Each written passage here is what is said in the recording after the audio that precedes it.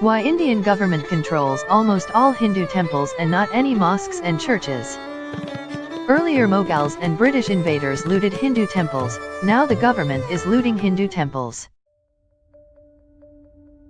Until the British came to India, temples were managed by local communities. They were centers of dance and art, and at the heart of a massive decentralized trade network according to author Sanjeev Sanyal. Every temple had charitable endowments, including property given to temples, for the benefit of the community. The benefits included rest houses, pathshalas that is schools, goshalas that is cow shelters, and institutions for the advancement of education and feeding of the poor. For the British agenda of colonization and conversions to succeed, the temple organization had to be weakened. So, temples were brought under government control mainly in South India because not too many temples in the north possessed such massive property or wealth. The British introduced the Madras Regulation 7 of 1817 to do this. In 1840, there was a directive from the East India Company to return the temples to their trustees, because Christian missionaries in India and abroad did not like the idea of Christians managing Hindu temples. Thus, temple management was slowly handed over to trustees and in case of prominent temples to mutts by 1845. The Board of Revenue supervised the administration of large temples. Next came the Religious Endowments Act 1863, which handed over temple administration to the trustees from the British government. The primary purposes of worship and utilization of funds for the upkeep of temples were never lost sight of by the Muthapatis or other trustees. Hundreds of temples in the Madras Presidency were handed over to the respective trustees, with the government playing little or no role in supervising them. Trustees ran the temple following the tenets applicable to the temple. All was well till the British introduced the Madras Religious and Charitable Endowments Act 1925. It drew large protests from Muslims and Christians. Thus, it was redrafted to exclude them, made applicable to Hindus only and renamed as the Madras Hindu Religious and Endowments Act 1927. Ironically, in 1925, the Sikh Gurdwaras Act was passed that brought Gurdwaras under the control of an elected body of Sikhs. So the British had one set of laws for Hindus and another for the Sikhs, Muslims, and Christians. Even today, Hindu educational institutions, temples, religious traditions are subject to government control and judicial review. Look for instance at the Supreme Court order on the Sabrimala temple.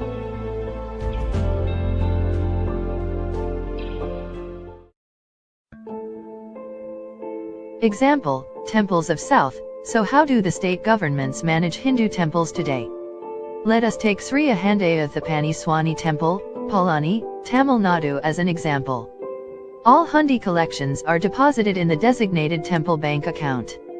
Of this, 14% goes American Samoa meager administration fees, 4% as audit fees, Section 92, 25 to 40% as salaries and 1 to 2% for prayers and other festival expenses.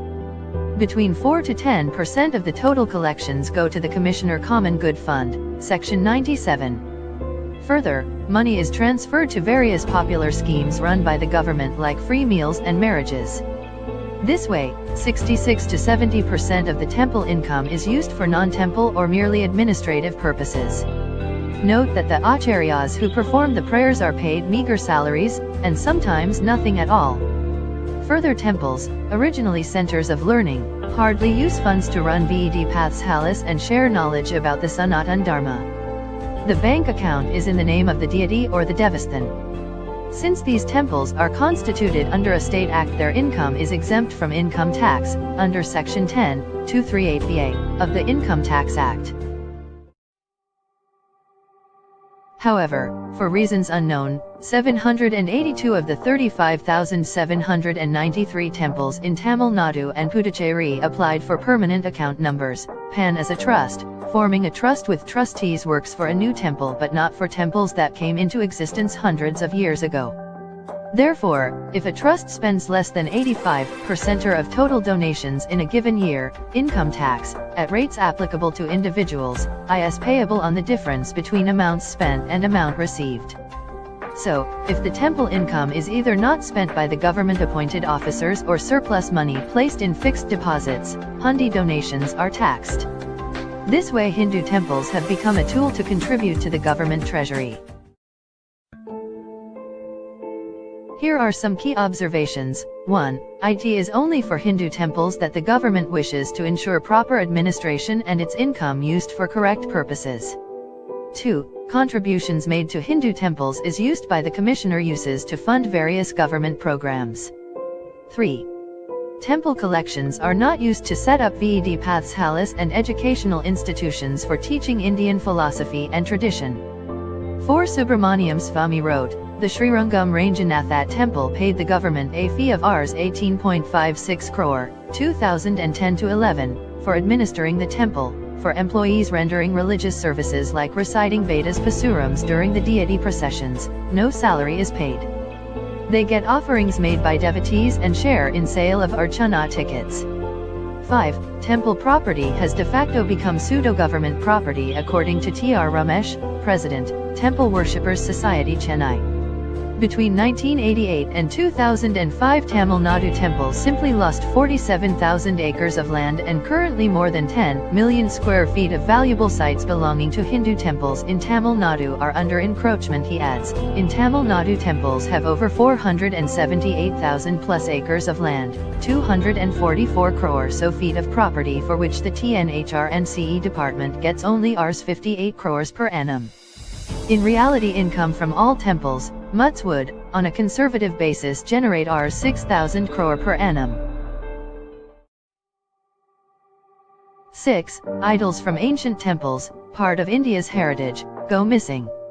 In any well-managed organization, those responsible would be held accountable and punished, but not in the government. 7. Government interference has interrupted the ancient lineage of priesthood.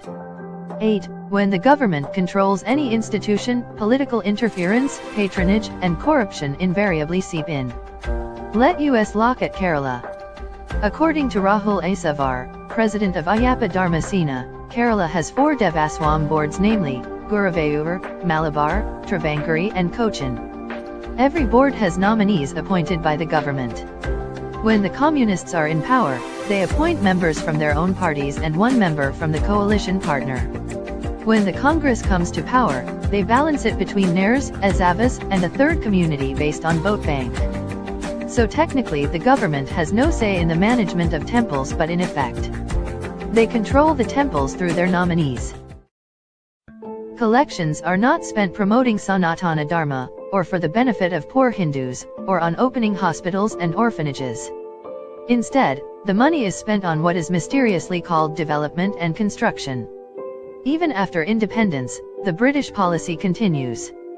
Are Hindus so incompetent and corrupt that they cannot manage their own temples? Stop looting Hindu temples. #Free Hindu temples, #Claim back heritage.